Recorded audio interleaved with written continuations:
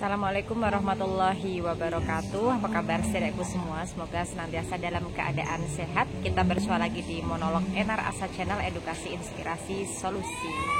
Oke saudaraku, bertempat di Kopi Kedaton Mijen ya, Kota Semarang. Ini Mbak Enar pengen melanjutkan konten yang kemarin, dimana kemarin di Monolog Enar Asa sebelumnya Mbak Enar mengulik tentang fenomena kreak di Kota Semarang.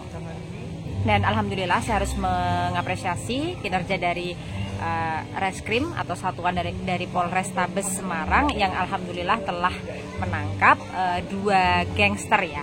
Mbak Enar menyebutnya gangster kecamatan, dua gangster. Kenapa kecamatan? Karena sebetulnya itu ada komunitasnya gitu ya. Ini juga berdasarkan hasil penelusuran.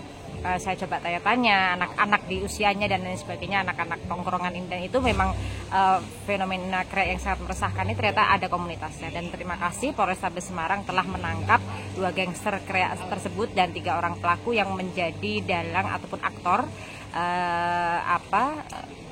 meninggalnya anak Udinus kemarin dalam dalam kasus kreak yang meresahkan ini di SPBU Sampangan ya, beberapa waktu yang lalu kemarin ya.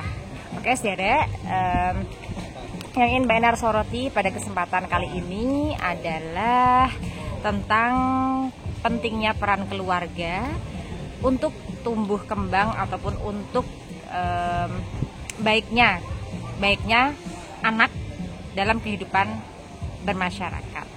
Jadi itu ngepasi banget ya, ada background itu anak dan suami Mbak Enar yang memang sering banget menghabiskan waktu, seringnya juga nggak sering-sering banget, maksudnya ada kesempatan dalam berapa pekan sekali atau mungkin dalam berapa waktu sekali pas libur ataupun pas ada kesempatan luang lah, itu memang digunakan untuk kegiatan bersama gitu. Jadi kenapa sih Dek, kalau dulu banget perlu sekali yang namanya makan bareng di keluarga. Kenapa perlu banget yang namanya ada momentum misalnya nonton TV bersama gitu kan. Kenapa dulu banget juga ada fenomena tentang bagaimana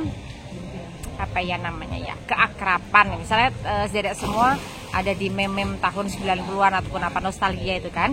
Ketika anak dimintain tolong untuk mijitin bapaknya, kemudian nonton TV rame-rame, kan, kemudian kegiatan-kegiatan yang memang dihabiskan bareng-bareng bersama keluarga. Hal itu tak lain dan tak bukan adalah bagaimana menciptakan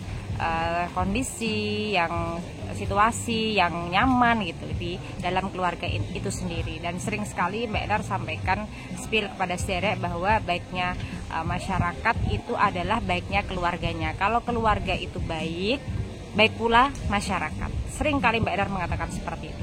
Dalam kejadian adanya fenomena kreak di Kota Semarang ini, perlu banget yang paling harus introspeksi di sini adalah setiap orang tua, dan khususnya adalah orang tua dari pelaku.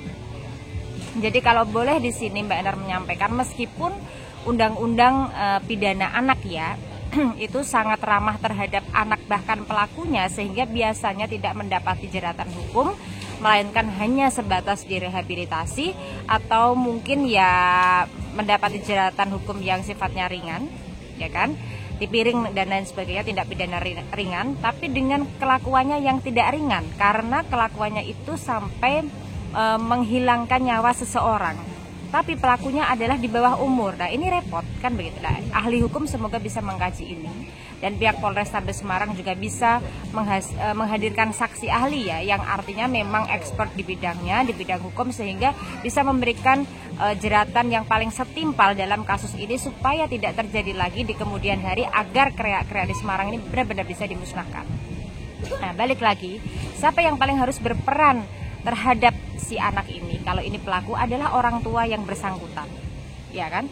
Ini benar-benar tamparan keras bagi orang tuanya yang non sewu. Kalau dulu itu ada film, ada buku yang namanya Salah Asuhan, sehingga jangan sampai kemudian salah asuhnya kita, nauzubillah, ini membuat dampak kepada anak lain gitu. Makanya kemudian Mbak Enar mengatakan bahwa ketika misalnya pulang sekolah, anak itu ditanyain ngapain aja gitu. Meskipun memang dalam teori tentang perkembangan anak ini nggak boleh langsung pulang sekolah kemudian ditanya tentang PR-nya apa, itu nggak boleh ya. Misalnya anak-anak SD ataupun anak MI, anak saya kelas 3 MI gitu, ya biarkan dia senang dulu. Kalau dokter Aisyah Dahlan itu, jadi biarkan senang dulu, enak dulu, makan dulu, kenyang dulu, happy dulu, baru ditanyain PR, nyambung dia. Apalagi kalau laki-laki kan begitu.